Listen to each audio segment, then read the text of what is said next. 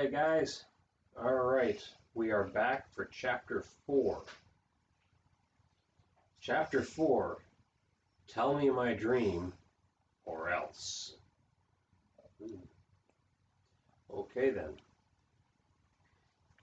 Heavy footsteps echoed on the cobblestone street. A drawn sword clanged against its scabbard. A lantern flickered in the darkness. And a loud pounding on the door shook the house where Daniel lived with his 3 friends.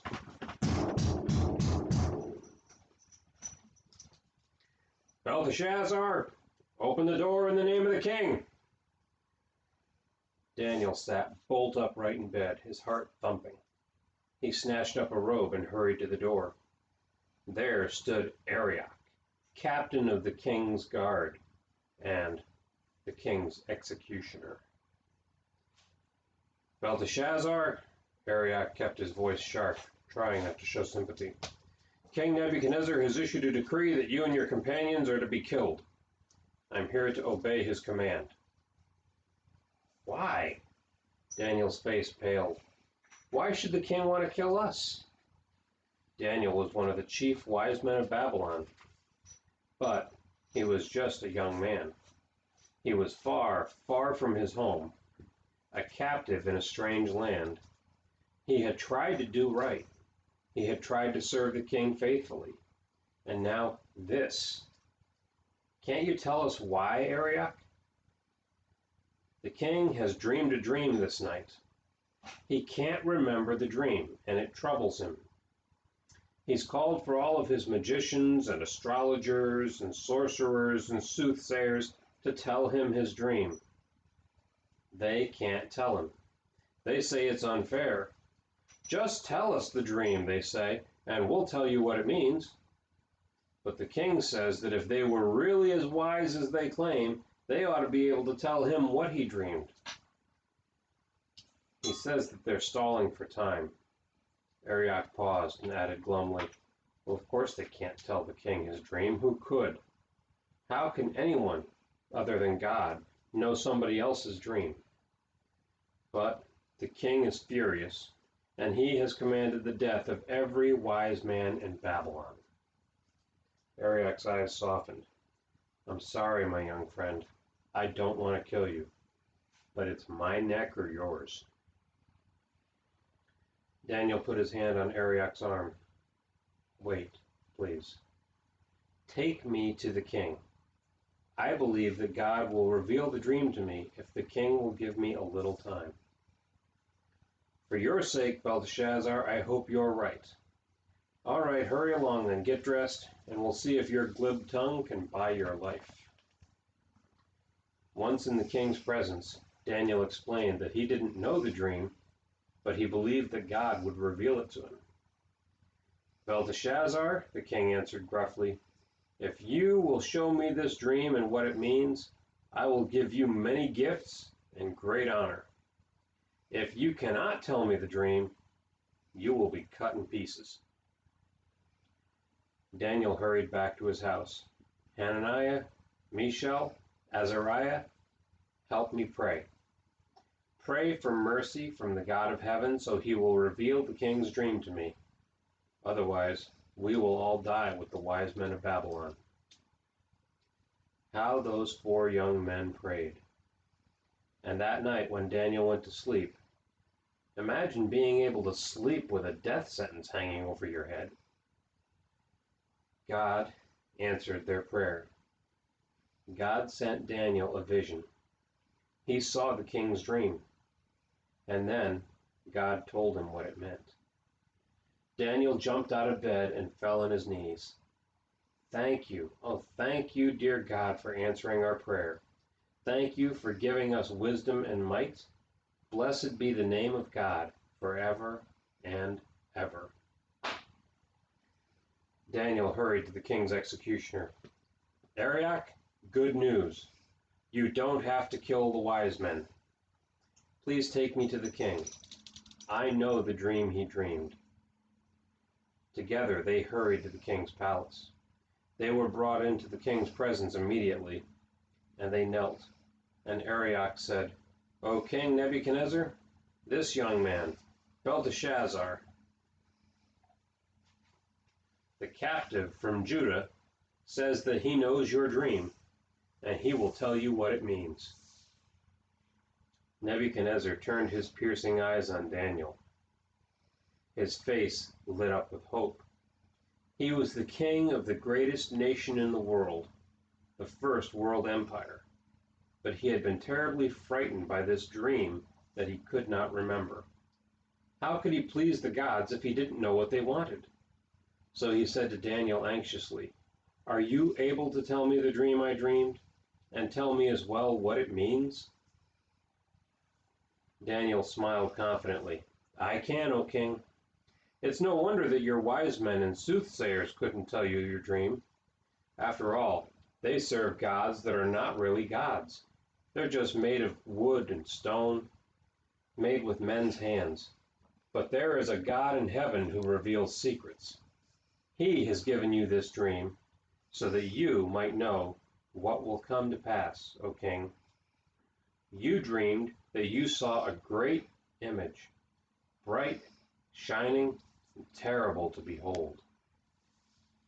King Nebuchadnezzar gasped, Yes, now I remember. That's what I dreamed. Go on."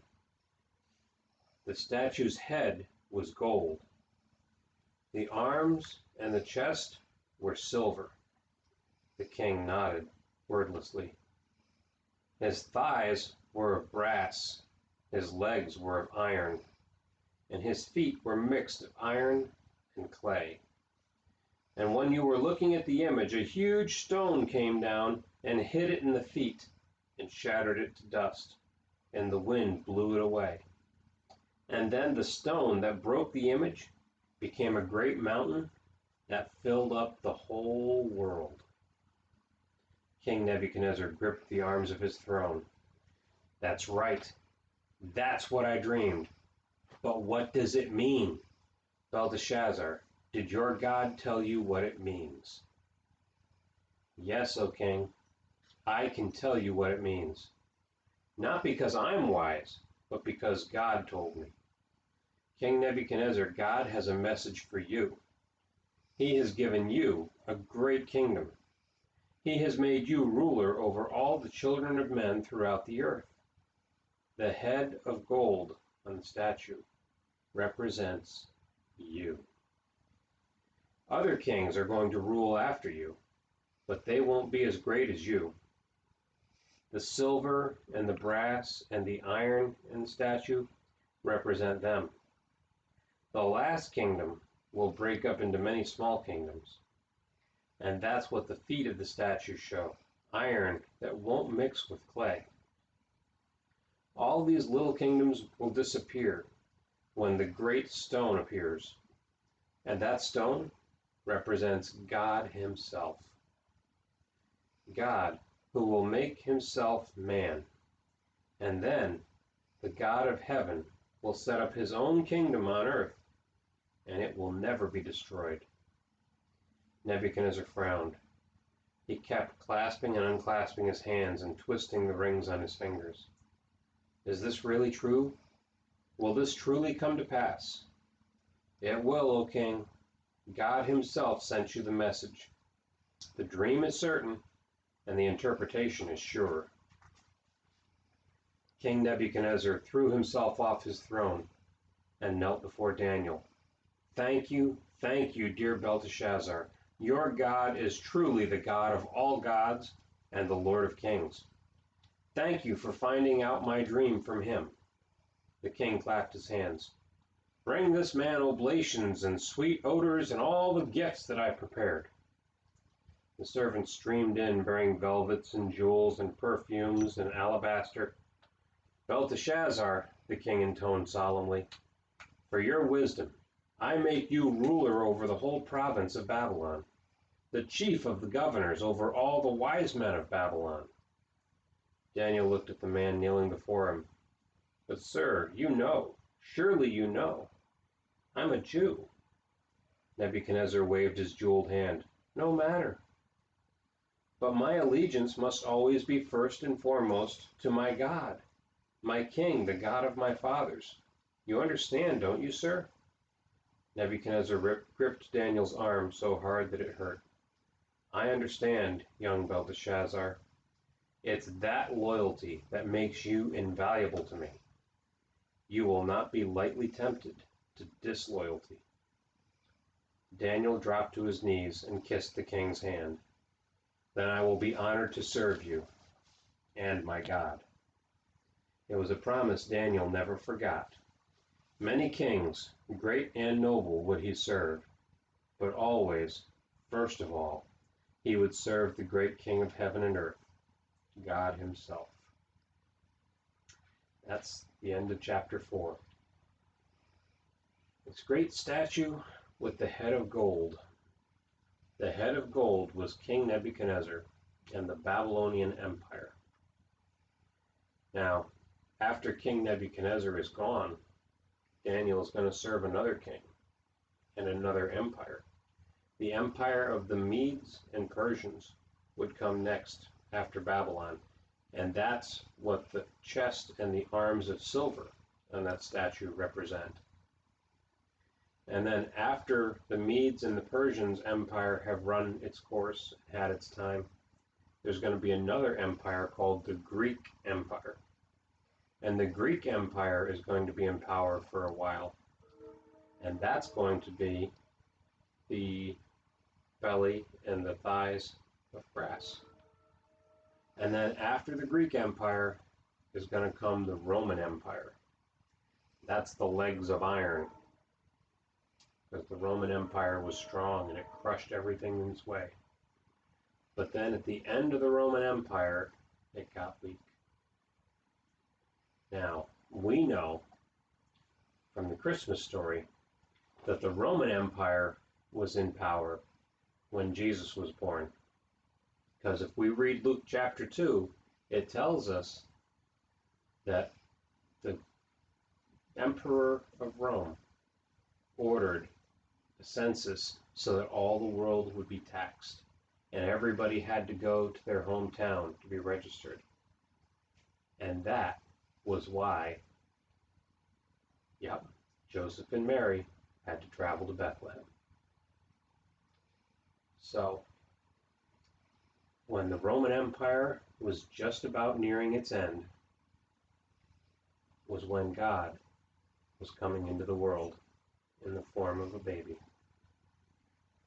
And Jesus was the stone that came in and that wiped out the statue and that filled up the whole world. And Jesus is still filling up the whole world today. Isn't that cool?